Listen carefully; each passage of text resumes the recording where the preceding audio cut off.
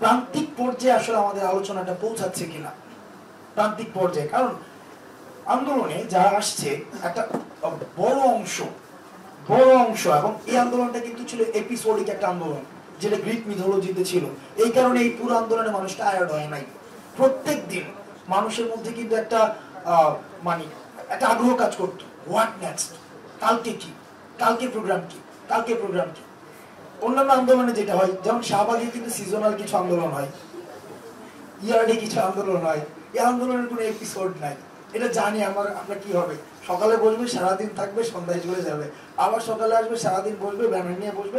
মানে মানুষকে মানে এপিসোডিক যে ব্যাপারটা গ্রিক মিথোলজিতে যেটা হয়, এপিসোডিক, একটা এপিসোডের পরে কি একটা এপিসোড হবে সেটা মানে নেভার সিন বিফোর। তো এই নেভার সিন বিফোর একটা ইন্ট্রোডাকশনটা যখন মানুষের মধ্যে হইছে, সব জায়গায় কিন্তু এটার আমরা যেটাকে বলি সার্বজনীনতা পাইছিল। তো এখন একটা জিনিস দেখেন, এটা কিন্তু শুধুমাত্র ছাত্র আন্দোলন ছিল না, শুধুমাত্র একটা রাজনৈতিক আন্দোলন ছিল না, প্রত্যেকটা এপিসোডে কিন্তু মানুষ ইনক্লুড হয়েছে। এখন এই মানুষগুলোর কাছে আমরা আন্দোলন পরবর্তী সময় যখন আমরা পৌঁছাতে যাচ্ছি, সেটা নিয়েও কিন্তু আবার বিতর্ক হচ্ছে।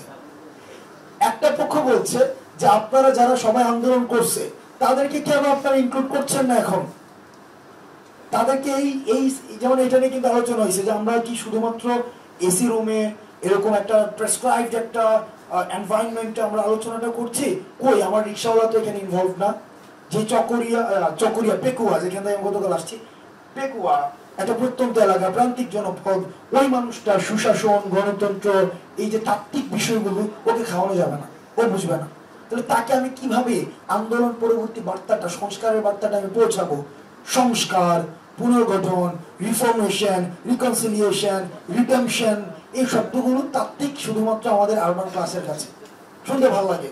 এবং আমাদের এই বয়ানগুলা মানুষ এপ্রিসিয়েট করে দুইটা কারণে। একটা হচ্ছে, প্রথম যে কারণ, মানে প্রান্তিক পর্যায়ের মানুষ এপ্রিসিয়েট করে, কারণ এই আমাদের বক্তব্যের অধিকাংশ তারা বুঝেই না। এই কারণে মনে করে আমরা অনেক গুরুত্বপূর্ণ আলোচনা করতেছি। মানে বেশিরভাগ মানুষ, কারণ আমি লাস্ট 7 দিন আমি প্রান্তিক পর্যায়ের মানুষের সাথে কথা বলার চেষ্টা করেছি, তারা আমাদের এই কথাবার্তা গুলাকে মনে করে অনেক ভারী ভারী কথা। এই কারণে মনে করে, কারণ আমরা কি বলি তারা এই অধিকাংশ বুঝেই না। এখন আমি যখন বুঝানোর জন্য প্রান্তিক পর্যায়ে পৌঁছাচ্ছি, সেটাকে নিয়েও কিন্তু সমালোচনা হচ্ছে যে আমরা জেলা টুরে যাচ্ছি, আমরা রাজনৈতিক দল গুছাচ্ছি, আমরা এটা করছি সেটা করছি। যেমন উনি একটা মিস ইনফরমেশন দিয়েছে যে আমরা নাকি সমন্বয় লিস্ট করছি, এরকম কিছুই হয় নাই।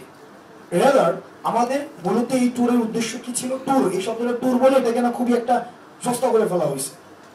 আমরা যাওয়ার চেষ্টা করেছি, তাদের কথাগুলো শোনার চেষ্টা করেছি যে তারা কি ভাবছে, তাদেরকে কিভাবে আমার এই এসি রুমের সাথে ইনক্লুড করা যায় বা একটা ব্রিজ ক্রিয়েট করা যায়। কারণ আমি দেখতে পাচ্ছি যে the rift is actually yawning. এখন এই ব্রিজটা কিন্তু আমাকে করতে হবে। করার জন্য তাদেরকে আমি এখানে উঠাই নিয়ে আসতে পারবো না। আন্দোলন কিন্তু তারা ঢাকায় এসে করে নাই, এটা আমাদের ডিসাইমিনেট হয়েছে, পুরো দেশে ছড়াইছে।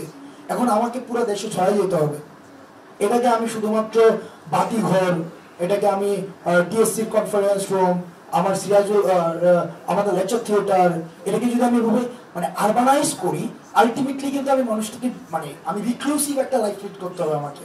মানে এই আন্দোলনটাকে আমার আবার হচ্ছে এটাকে একটা মোড়ক দেওয়া হইলো, একটা এলিটিসিজমের একটা মোড়ক দেওয়া হইলো। তো আমাকে যদি এটাকে আমি আন্দোলনটা যেভাবে যেই উদ্দেশ্য, মানে আন্দোলনকালীন সময় যেটা ছিল, আন্দোলনকালীন যেটা ছিল সবার আন্দোলন, আন্দোলন পরবর্তীতে যদি আমি সবার রাখতে চাই, আমার কাছে সবার কাছে যাইতে হবে।